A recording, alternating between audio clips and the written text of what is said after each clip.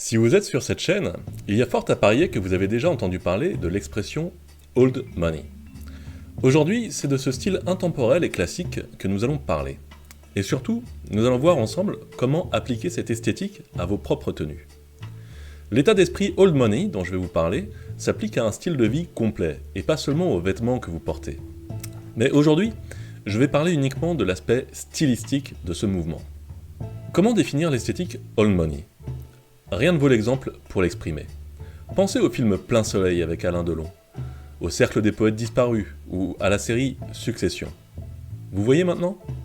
Du tweed, des carreaux, des cardigans à col-châle, des cravates en tricot, des pantalons taille haute, des mocassins à glands. Le premier principe de l'esthétique old money est que vous ne portez pas de vêtements pour vous démarquer. L'élégance, le goût, l'aisance doivent être discrètes. Idéalement, il faudrait que vous ayez l'air de porter ces vêtements depuis toujours. Une anecdote amusante est que jusqu'au début du siècle dernier, la noblesse britannique trouvait de mauvais goût de porter des vêtements trop neufs. Afficher ostensiblement de nouveaux vêtements pouvait être perçu comme vulgaire ou trop ostentatoire. Pour que les vêtements aient l'air d'avoir déjà de l'usage, les aristocrates les faisaient porter par leur personnel de maison. Porter des vêtements légèrement défraîchis était un signe de discrétion et d'humilité, des valeurs prisées dans les cercles aristocratiques. Ce qui m'amène à un point qui risque de piquer un peu. Sur les réseaux sociaux, je vois beaucoup de gens arborant le Big Pony sur un polo Ralph Lauren ou une ceinture Gucci avec le hashtag Old Money. Mais rien ne crie plus nouveau riche qu'un logo bien visible. Si vous voulez vraiment adopter une élégance intemporelle, oubliez ces vêtements de marque tapageuse. Votre corps n'est pas un panneau publicitaire, alors pourquoi payer très cher pour faire de la publicité à ces grandes marques ? J'ai en tête un Français que j'ai rencontré lors d'une soirée à Bucarest. Il portait fièrement un t-shirt Balenciaga. Je connaissais le prix de ce modèle, et je n'ai pas osé lui demander s'il s'agissait d'une contrefaçon ou s'il avait réellement payé la moitié d'un SMIC pour un morceau de jersey imprimé. Un choix qui restera donc pour moi un mystère, et un exemple parfait de ce qu'il ne faut surtout pas faire. Concentrez-vous plutôt sur l'essentiel, des pièces de base, classiques et intemporelles, que vous pourrez porter pendant des années, et pas juste un week-end ou une saison.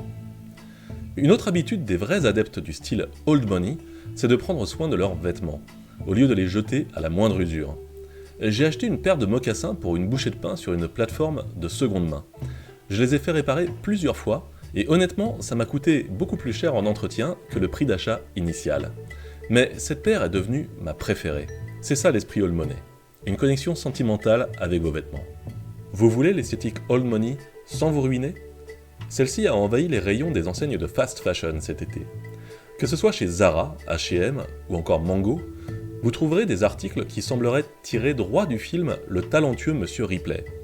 Alors, adopter l'esthétique old money avec un petit budget, c'est possible. Mais je vais être franc, 90% des vêtements dans ces magasins sont de mauvaise qualité.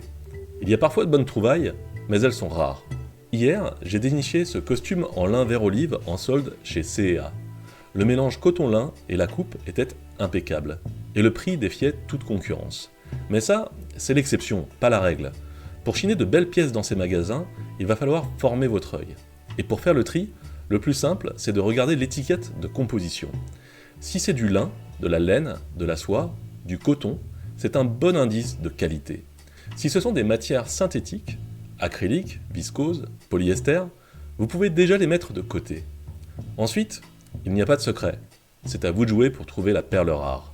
Enfin, l'un des plus émouvants aspects du style old money, ce sont les pièces héritées. Vous avez un vieux barbour de votre oncle motard disparu ? Peut-être l'anneau sigillaire de votre famille, ou la montre de votre grand-père ? Ne les laissez pas prendre la poussière, portez-les fièrement. Si quelqu'un vous demande l'histoire de cette pièce, vous aurez l'occasion de raconter quelque chose de réellement significatif. Pas comme ce t-shirt avec un énorme logo que les nouveaux riches s'arrachent. Et vous, est-ce que vous avez un héritage familial que vous portez ? Partagez-le dans les commentaires. Je vous retrouve dans la prochaine vidéo, et d'ici là, restez élégants.